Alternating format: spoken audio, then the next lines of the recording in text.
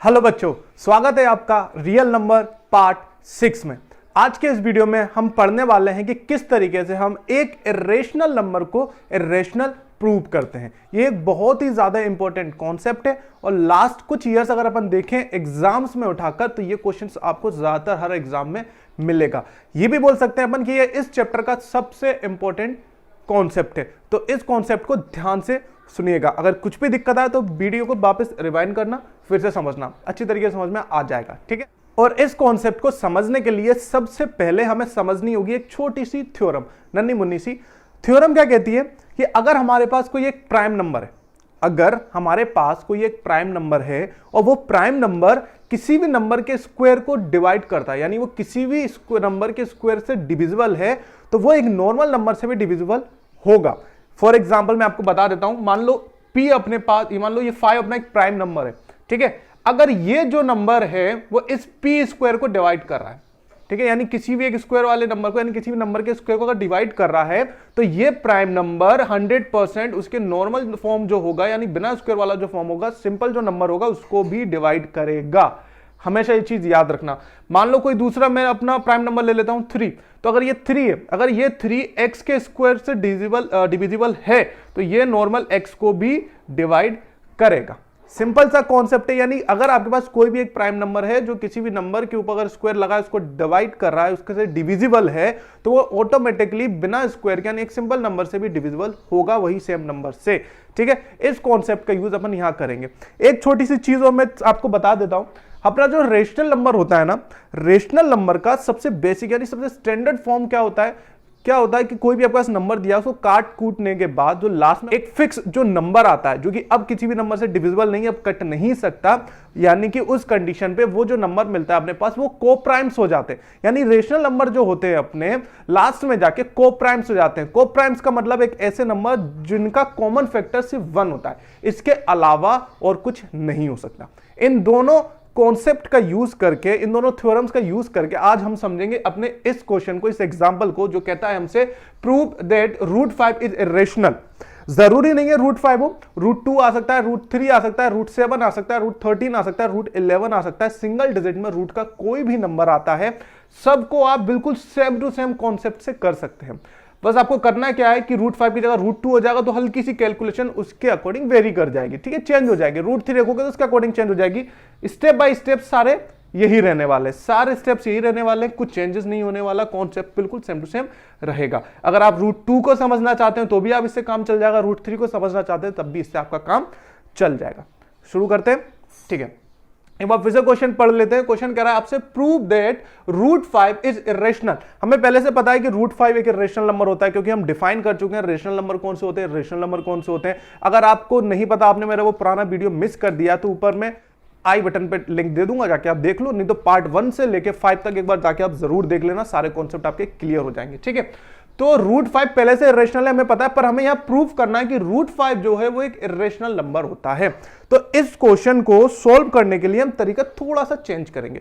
जो क्वेश्चन हमसे प्रूफ करने की कह रहा है ना, हम इसको वो प्रूफ नहीं करेंगे। ठीक है, हम उसका उल्टा करेंगे, और जब हम पूरा सॉल्व करते हुए चले जाएंगे और पता चलेगा जो हम उल्टा करने की कोशिश कर रहे हैं वही गलत है, तो यानी जो दिया हुआ है वो सही है। जैसे कि क्वेश्चन कह रहा है कि √5 को आपको इरेशनल प्रूफ करना है, नहीं करेंगे, बिल्कुल नहीं करेंगे। हम √5 को रेशनल प्रूफ करने की कोशिश करेंगे, पूरी कोशिश करेंगे, पूरी जान लगा देंगे, और लास्ट में जाके हमको पता चलेगा कि √5 रेशनल हो ही नहीं सकता। और जब √5 रेशनल नहीं हो सकता तो वो ऑटोमेटिकली क्या हो जाता है, इरेशनल हो जाता है। लास्ट में हैंड्स प्रूव करके क्वेश्चन को खत्म कर देंगे। तो सबसे पहले जो लेट मैंने यहां करा है वो यही कहा है कि let √5 is a rational number. हमने मान लिया है कि अपना √5 जो है वो रेशनल नंबर है। रेशनल नंबर है तो बात वही आ जाती है, सेकंड जो थ्योरम मैंने बताई थी, तो उसका PYQ का जो फॉर्म होता है स्टैंडर्ड फॉर्म में, वो कोप्राइम्स होते हैं। यानी अगर रेशनल नंबर में A और B भी मान लेता हूं, साथ में इंटीजर्स A और B, तो वो आपस में क्या होंगे, कोप्राइम्स। कोप्राइम्स यानी जिनका प्राइम नंबर, जिनका बीच में जो फैक्टर्स है वो सिर्फ 1 आना है, कॉमन चीज जो आएगी वो सिर्फ 1 आएगी, इसके अलावा और कुछ नहीं होने वाली। ठीक है। दूसरी चीज भी हम ये बोल सकते हैं कि ये जो नंबर है ये 1 के अलावा और किसी से डिविजिबल नहीं हो सकते। देखते हैं, तो हमने क्या माना, √5 इक्वल टू A/B। √5 अपना रेशनल नंबर हमने माना है, और A और B अपने इंटीजर्स हैं, तो A/B के फॉर्म में आ गया। मैंने क्या करा, B को इधर मल्टीप्लाई किया, ट्रांसपोज कर दिया, तो V√5, तो V√5 इक्वल टू A आ गया। इसके बाद हमें क्या स्टेप करना है, हमको दोनों साइड स्क्वायरिंग कर देनी है। ठीक है, तो हमने करा ऑन स्क्वायरिंग बोथ साइड।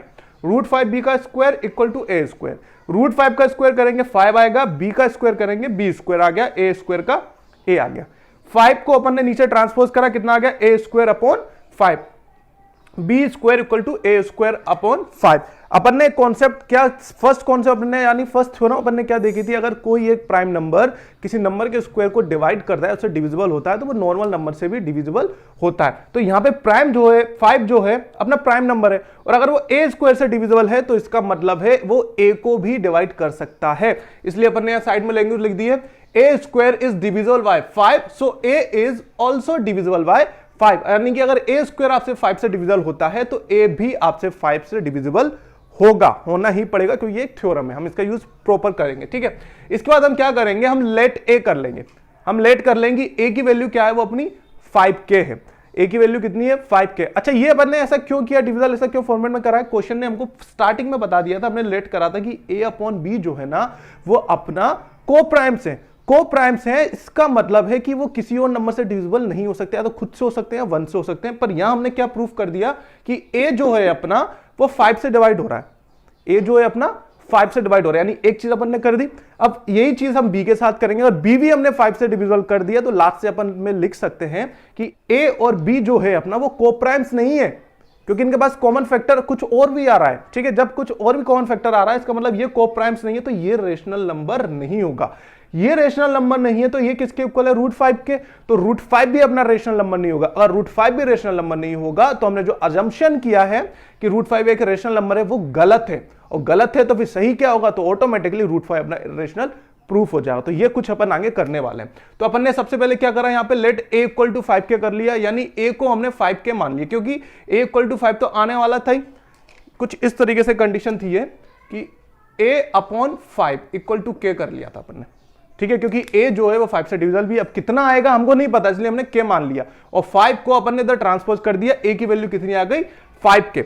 अब हमने क्या करा, ये जो वैल्यू थी a की 5k की, वो हमने क्या पुट कर दी, यहां पर इक्वेशन फर्स्ट में। तो यहां मैं लिख देता हूं इक्वेशन, यहां रीजन लिख देता हूं फ्रॉम इक्वेशन फर्स्ट। ये फ्रॉम इक्वेशन फर्स्ट, यानी इक्वेशन फर्स्ट से अपन को ये मिला, यानी कि a की वैल्यू हमारे पास 5k आ चुकी है, तो a की वैल्यू इस वाली इक्वेशन में रख देता हूं, तो कितना आ जाएगा 5k का स्क्वायर अपॉन 5। 5k का स्क्वायर ओपन करूंगा तो 5 का हो जाएगा 25, k का रहेगा k स्क्वायर। 5 से 25 कटेगा 5 टाइम्स, और ये आ गया अपना 5k स्क्वायर, यानी b square equal to 5k square. Transpose करता हूं, 5 मल्टीप्लाई से डिवाइड में पहुंच जाएगा, b square upon 5 equal to k। बात फिर से वही आती है, कहानी वही दोहराएंगे कि अगर b स्क्वायर 5 से डिविजिबल है, यहां पे 5 एक प्राइम नंबर है, अगर b स्क्वायर 5 से डिविजिबल है तो ऑटोमेटिकली b भी आपका 5 से डिविजिबल हो जाएगा। यहां पर ने लैंग्वेज लिख दी है b square is divisible by 5, so b is also divisible by 5। तो यहां हमको क्या देखने को मिलता है कि a और b जो है उनके पास कॉमन फैक्टर 5 भी आ रहा है। क्यों, यहां से भी अपना प्रूफ हो गया कि ये 5 से डिविजिबल हो सकता है, और यहां भी अपने प्रूफ हो गया b की ये 5 से डिविजिबल हो सकता है, इनके बीच में कॉमन फैक्टर 5 भी आ रहा है। जबकि क्वेश्चन कह रहा था अपन से, जो अपन ने लेट करा था कि वो को-प्राइम्स है, तो कुछ और आ नहीं सकते, पर हमने यहां प्रूफ कर दिया कि 5 आ रहा है। जब 5 आ रहा है तो इसका मतलब है कि अपन ने जो अजम्पशन किया है कि a अपॉन b अपना एक रेशनल नंबर है, ये जो हमने अजम्पशन किया है वो हमारा गलत है। और अगर हमारा अजम्पशन गलत है तो हम क्या लिख देंगे, √5 इज इरेशनल नंबर, खत्म। सिंपल सा इतनी सी चीज थी, ज्यादा बड़ी कोई कहानी नहीं थी। हमको बस वो दोनों थ्योरम्स को हमें अच्छे से याद रखना है। पहली थ्योरम क्या थी, अगर आपका कोई प्राइम नंबर है वो किसी नंबर को डिवाइड कर रहा है, किसी नंबर के स्क्वायर को डिवाइड कर रहा है, तो वो उसके नॉर्मल मतलब स्क्वायर हटाने के बाद जो नंबर बचता है ना उसको भी डिवाइड करेगा। और सेकंड चीज हमने पढ़ी थी, जो रेशनल नंबर होता है उसका स्टैंडर्ड फॉर्म जो होता है वो बिल्कुल सारी वैल्यूज को कट करने के बाद लास्ट में जो निकलता है पीवाईक्यू वाला फॉर्म, वो आपका को-प्राइम्स होता है, यानी कि उनके कॉमन फैक्टर 1 होता है और कुछ भी नहीं होता। तो वही चीज का यूज हमने यहां किया। ठीक है, अगर ये क्वेश्चन में कुछ भी प्रॉब्लम है, किसी भी टाइप का कोई डाउट है तो मुझे कमेंट करके जरूर बता देना। और अब चलते हैं अपन आज के अपने दूसरे एग्जांपल पर। अब बात करते हैं हम हमारे आज के एग्जांपल नंबर 2 की। ये जो एग्जांपल है ये हमारा अपने पिछले एग्जांपल से बहुत ज्यादा, कई गुना ज्यादा इजी है, सिंपल है। अपना जो पहले अपन ने एग्जांपल करा था, यानी कि सिंगल डिजिट्स वाले रूट के नंबर, उनको सॉल्व करना थोड़ा सा लेंथी हो जाता है। वैसे इतना तो लेंथी नहीं था, थोड़ा सा कॉन्सेप्चुअल हो जाता है। बट वही बात हम इस टाइप के नंबर एक कर रहे हैं जो सिंगल डिजिट की जगह 2 डिजिट्स हैं, 3 डिजिट्स, यानी इस तरीके की एक अपना एक्सप्रेशंस बनकर आते हैं। इनको सॉल्व करना बहुत ज्यादा इजी होता है। रीजन क्या होता है कि वहां पर हमको उस पर्टिकुलर एक डिजिट को प्रूफ करना होता है, और यहां जो हमारे पास एक डिजिट आया ना √5, √2, √3, इस पूरे एक्सप्रेशन में ये हमारा पहले से प्री अज्यूम्ड है कि ये अपना इरेशनल ही है, तो हम इसको डायरेक्ट यूज कर लेंगे, हमको ज्यादा टेंशन लेने की कोई जरूरत नहीं है। स्टार्टिंग में वही करेंगे, मेथड वही होगा, हम इसको रेशनल नंबर प्रूफ करने की कोशिश करेंगे, और रेशनल नंबर प्रूफ करते करते एंड में पता चलेगा कि ये रेशनल नंबर हो ही नहीं सकता। जब रेशनल नंबर हो नहीं सकता तो अपने पास ऑप्शन क्या बचा, सिर्फ इरेशनल नंबर। ठीक है, स्टार्ट करते हैं। तो सबसे पहले हम मान लेते हैं कि 3 + 2 √5 जो है हमारा एक रेशनल नंबर है। अगर रेशनल नंबर है तो इसके जो इंटीजर्स होंगे a, b या p, q जो भी आप रखना चाहते हैं वो कोप्राइम्स होंगे। कोप्राइम्स यानी फिर से वही जिनका कॉमन फैक्टर से 1 होता है। ठीक है, तो अब हम क्या करेंगे, 3 + 2 √5 = a/b रख लेंगे, पुट कर देंगे बिल्कुल पिछली क्वेश्चन की तरह। ठीक है, अब यहां में कोई स्क्वायरिंग वगैरह करने की जरूरत नहीं है, यहां में बस एक चीज का याद रखना है, इस टाइप के जितने भी क्वेश्चंस आए आपको एक ऐसी इक्वेशन तैयार करनी है जिसमें जो इरेशनल नंबर यानी इसमें जो रूट वाला नंबर है उसको आप एक साइड पटक सको, बाकी सारे नंबर बाकी दूसरी साइड। ठीक है, याद रखना रूट वाली वैल्यू एक साइड आ जाए आपकी और बाकी सारी वैल्यूज दूसरी साइड आ जाए। क्या करेंगे अपन, 3 + 2 √5 = a/b है अपना, ये तो 3 है ना, इसको ट्रांसपोज करेंगे इधर, तो 3 किसका हो जाएगा अपना -3। फिर क्या करेंगे हम, ये जो एलसीएम लेंगे b और अपॉन में कुछ नहीं तो 1 मान लेते हैं अपन, तो एलसीएम लेंगे इतना आ गया b, इस चीज को सोल्व करेंगे, b से b का डिवाइड देंगे, जो आंसर आएगा ऊपर मल्टीप्लाई करेंगे, a 1 का b से डिवाइड देंगे, b ऊपर मल्टीप्लाई करेंगे 3b, ये सोल्व होगा। उसके बाद ये जो मल्टीप्लाई में है 2 उसको यहां पर डिवाइड में ले आएंगे।